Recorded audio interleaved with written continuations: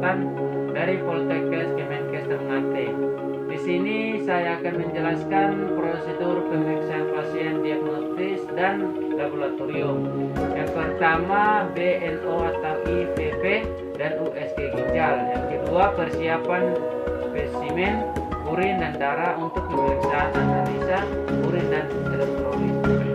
Sekarang kita masuk di pemeriksaan penunjang atau pemeriksaan diagnostik adalah pemeriksaan yang dilakukan oleh dokter untuk menentukan diagnosis penyakit pada pasien serta tingkat keparahannya. Setelah itu BNO atau IVP merupakan salah satu pemeriksaan radiografi pada sistem urinaria atau dari ginjal hingga kantung kemih dengan menyuntikkan zat kontras melalui pembuluh darah vena. Persiapan pemeriksaan BNO dan IVP bagi pasien adalah: pertama, 1 dan 2 hari sebelumnya sebaiknya berhenti merokok, makan yang rendah serat dan gas. Hal ini bertujuan agar makanan mudah dicerna dan tidak menyebabkan feses keras. Contohnya bubur, kecap, dan air putih atau jus. Kedua, puasa pada malam hari 8 jam sebelumnya tidak makan dan minum sama sekali. Yang ketiga, pada malam harinya pasien diminta minum laksatif dulcolax untuk mengeluarkan sisa makanan dalam usus. Keempat itu pada pagi hari saat pemeriksaan pasien akan diberikan dulcolax suppositoria atau dimasukkan lewat anus. Kelima, selama pemeriksaan pasien tidak boleh banyak bicara agar tidak banyak gas yang masuk ke saluran cerna. Sekarang kita masuk di persiapan sebelum melakukan tes urin. Nah, berikut ini beberapa hal yang perlu kita ketahui atau kita perhatikan sebelum melakukan tes urin. Yang pertama, beritahu dokter mengenai obat-obatan dan suplemen yang sedang Anda konsumsi. Mungkin Anda akan diminta berhenti mengkonsumsi obat-obatan sementara waktu jika dapat mempengaruhi hasil tes. Kedua, biasanya tes urin itu dapat dilakukan tanpa puasa terlebih dahulu, tapi pada beberapa pemeriksaan memerlukan puasa.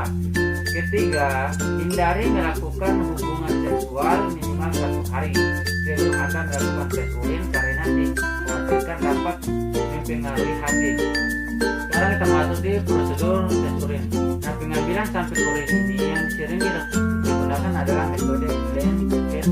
Adapun prosedur pengambilan tes urin dengan metode blend bucket adalah sebagai berikut. Pertama, kita membersihkan area kemaluan menggunakan tisu steril supaya bakteri dan sel di sekitar kemaluan tidak ikut terbawa ke sampel. Untuk wanita, cara membersihkan kemaluan menggunakan tisu steril dari depan ke belakang, dan jangan lupa membersihkan cairan sekresi vagina dan darah menstruasi untuk menghindari kontaminasi pada sampel urin. Nah, pada pasien yang tidak bisa mengambil sampel urin secara mandiri dapat menggunakan kateter atau sampel urin yang diambil. Menggunakan kateter harus langsung dari selang kateter. Yang kedua, keluarkan urin selama 1-2 detik dan biarkan terbuang ke dalam toilet. Lalu masukkan urin selanjutnya ke dalam wadah sampel hingga 3-6 cm.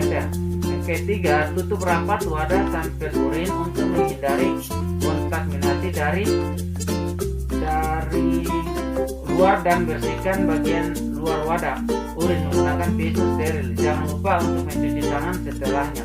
Keempat, segera bawa sampel urin ke laboratorium untuk dianalisis.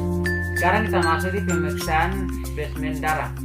Pertama, pengertian. Pemeriksaan darah merupakan pemeriksaan dengan bahan atau spesimen darah. Beberapa pemeriksaan berikut ini menggunakan spesimen darah, antara lain albuminium, asam urat, gula darah, hematorit, hemoglobin, dan trombosit, kolesterol, dan lain-lain. Tempat pengambilan darah untuk berbagai macam pemeriksaan laboratorium. Pada pemeriksaan spesimen darah yang diambil yaitu darah vena, kapiler, dan arteri.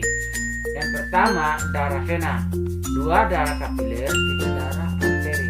Sekarang masuk di persiapan alat. Lancet darah atau jarum khusus, kapas alkohol, kapas kapas kering, alat pengukur HB atau kaca, objek atau botol, pemeriksaan tergantung macam pemeriksaan, bengkok, handspoon, borlak dan pengalas. Sekarang kita masuki prosedur kerja. Mendekatkan alat, memberitahu klien dan menyampaikan tujuan serta langkah prosedur, memasang perlak dan pengalas, memakai handspoon, mempersiapkan bagian yang akan ditusuk tergantung jenis pemeriksaan, terus kulit dihapus dengan kapas alkohol, bekas tusukan ditekan dengan kapas alkohol, merapikan alat, melepaskan handspoon. Sekarang kita masuk di volume darah yang diambil 10-20 ml untuk orang dewasa, 1-5 ml untuk anak-anak, 1-3 ml untuk bayi. Sekarang termasuk juga prosedur pemeriksaan pasien dengan gangguan speed. Mungkin itu saja yang dapat saya sampaikan tentang prosedur pemeriksaan pasien diagnosis dan laboratorium. Lebih dan kurangnya saya mohon maaf. Wassalamualaikum warahmatullahi wabarakatuh.